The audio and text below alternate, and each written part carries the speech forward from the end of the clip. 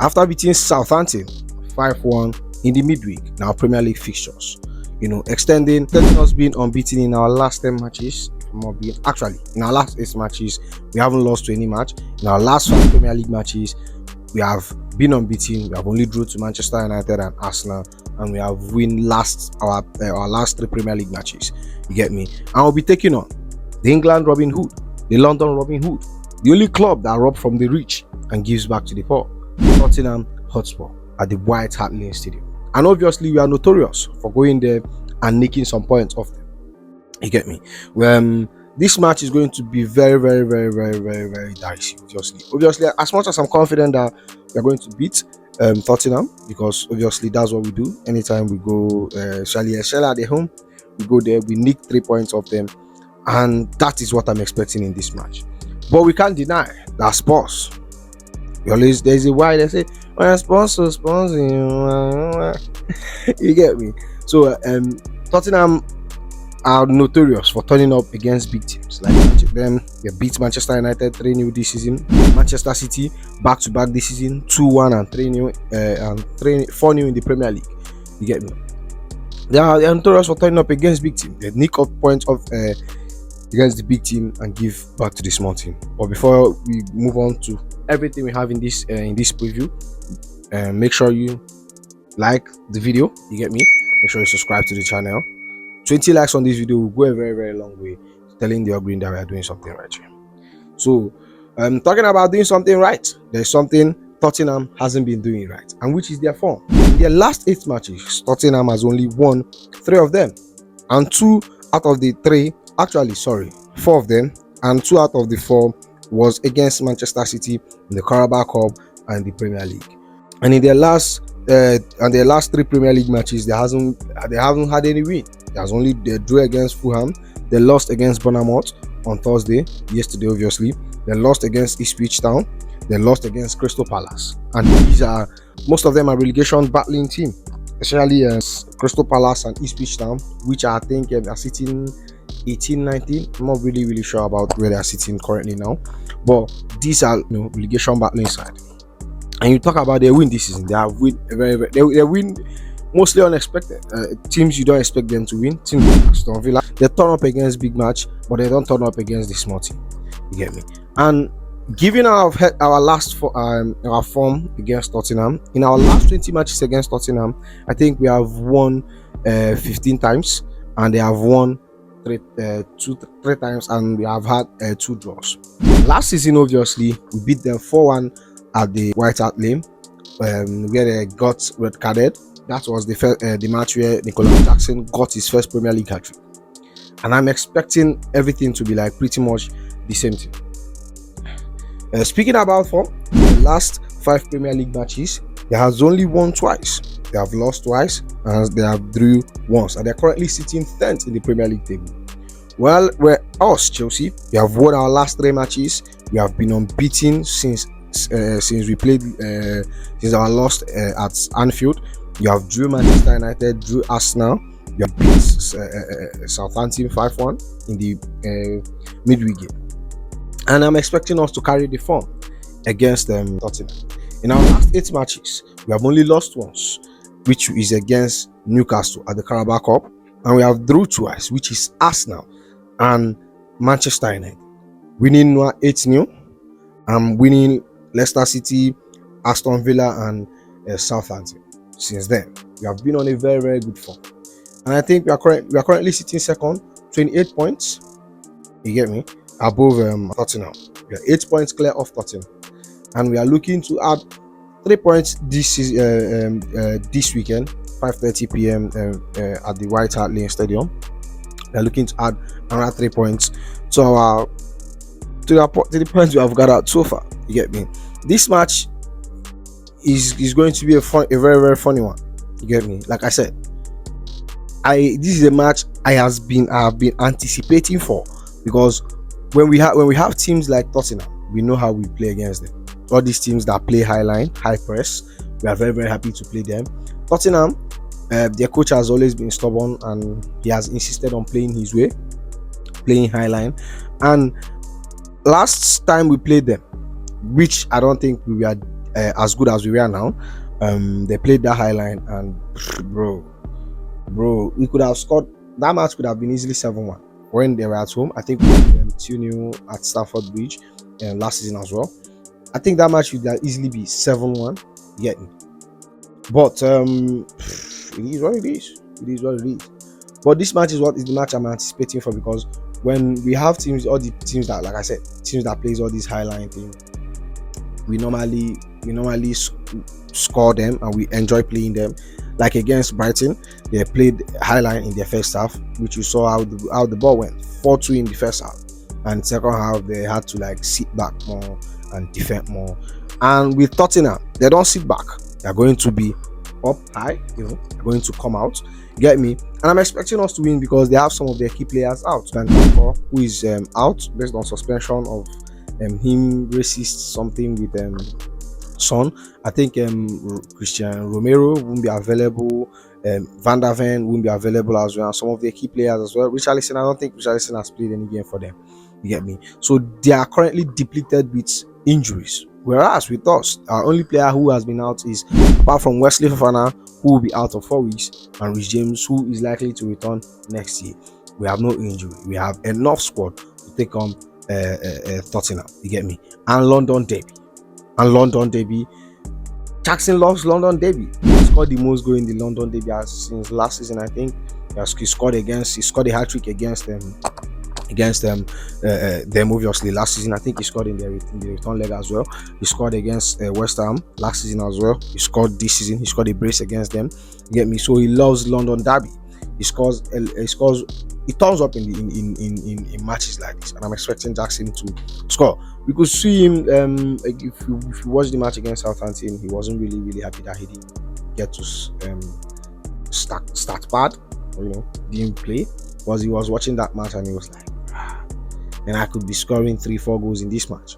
Like I said in my review, I said if we had Jackson in this match, he would have pressed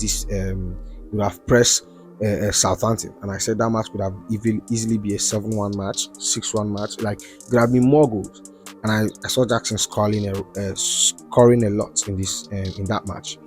But in this Tottenham game, obviously they are without their best defenders. They are going to play a very, very high line. Jackson, I'm expecting him to run into channels. We have players like Sancho who could dribble. We have players like Obama who could run into spaces. We have Enzo Fernandez who could, give all those high, long range passes as well. He's very, very good in long range passes. We have Pedro Neto as well, who has a very, very good pace. Destiny Dogi, he hasn't been all that this season. His form hasn't been really good. According to expression, he says Destiny Dogi has been getting dogged since the beginning of the season. And is it Pedro Porro? He hasn't really been good. So I'm expecting us to just go tear Tottenham up. And I'm expecting quite a little bit few rotation from the squad we had against them. That started against Southampton. I'm not expecting players like Nkunku to start. Player like Axel Disasi, I don't really want to see him in the starting lineup ever again. Players like I want to see someone like Tosin, but I don't think that is sure. That's gonna be possible this weekend. Obviously, with Kowi being out, I think that position is up for grab for a while. We saw how Tosin played in the midweek. It was very, very nice. Anytime he called upon, he played well. Badiashile as well has been very, very good, and I think Badiashile will be starting this match obviously, and we'll get into the starting 11. You get me? This match is a match we should be winning. This match is a match we should be winning, and I think I have a little problem when I kind of set up my midfield, because I was going, do we need to have someone like Romeo Lavia who is very, very good defensively, or should we have someone more attacking minded like Enzo Fernandez? We have seen his form. He has, in his last 5 matches, he has had 7 goal contribution. One of the most informed midfielders in the world right now. You get me? Since his wife left him, he has been playing very, very well. So I think that's so I'm really, really waiting to see what the coach will do. I would have loved to see Jorgensen, but the coach obviously has confirmed that Sanchez is starting against Tottenham, and I think that's, I don't know. I don't know if we are going to, like I said, if we are going to lose this game, it depends on the Sanchez that turn up.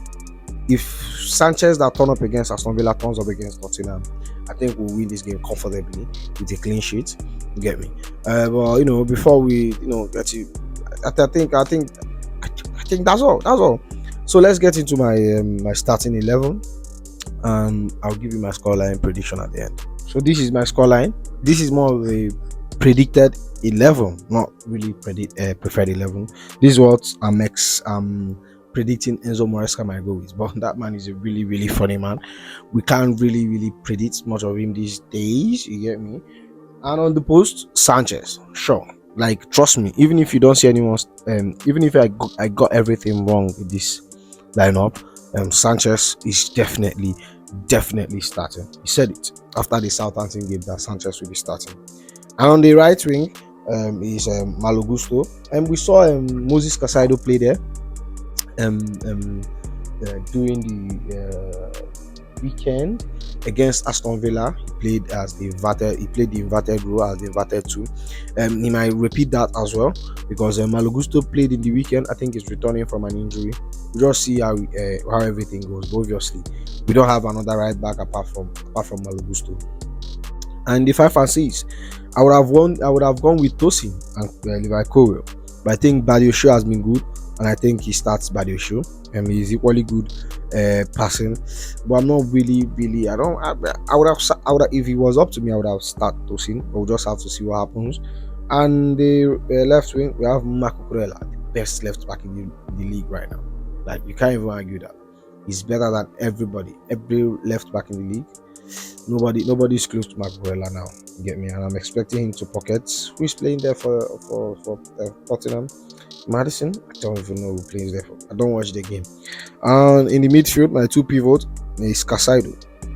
Obviously, our midfield is Casado and everybody else. Casado and Enzo, Casado and Lavia, Casado and Josbiho.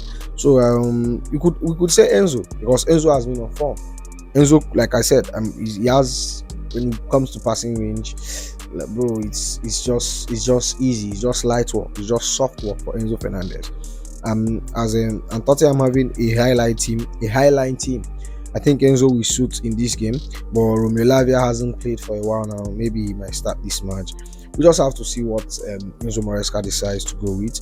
But Romeo Lavia, I think him and Moses Casado will do a very good job in this match. Number 10 row, Rupam, obviously he had a goal in his last match, a goal and assist. Yeah, I think so. Goal and assist. We don't even need to talk about Kopama. We know his qualities. We know what he brings to Chelsea. We know what he could offer to this team. And on the right wing, we saw Madueke start in the midweek against Southampton. He got a goal. He got an assist. And the coach have obviously said that why Madueke hasn't been playing is because of the way he trains. He scores a goal. He relaxes. You get me? And that's really true. Whenever he scores a goal, whenever his qualities is being questioned, I think that's when he steps up the most. Because in the last match when he came in, he didn't start. He got an assist. He started against Southampton. He got an assist. He got a goal. And I don't really see our coach starting him. I think we'll rotate. And there's a reason why Neto wasn't in the squad for Southampton game. I think he wasn't even on the bench. He has a yellow card, so I think they are being saved for this match. And the left hand side, Jordan Sancho, who scored his first Premier League and his first Chelsea goal during the midweek against Southampton. He has been very good for us. Like I said, I think he's a bargain. It's the best business we did this transfer. 25 million for Jordan Sancho is a steal, bro. And at the front line, we have currently the best striker in the league, better than everybody else, better than Haaland, currently based on form, he has been the better striker again. We have the best striker in the league, Nicholas Jackson. I'm expecting him to score in this game. Yeah, so this is my 11. Tell me what you think we should change. What do you think? Where do you just tell me your own starting 11 in the comment section. And now let's discuss about our scoreline prediction. Yeah, Tottenham, they will play a very good high line. We'll concede. we'll concede as well because one thing I know about us this season is that I'm surprised if we don't concede. I'm surprised. You get me? But I think we will. I think we'll concede, but I think we'll win. I'm going with a 4-2 win. Yeah, 4-2.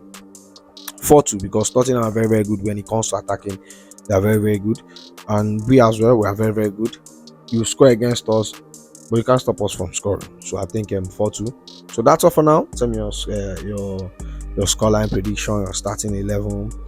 Make sure you like, comment, and subscribe. And I'll see you after the match. You go be.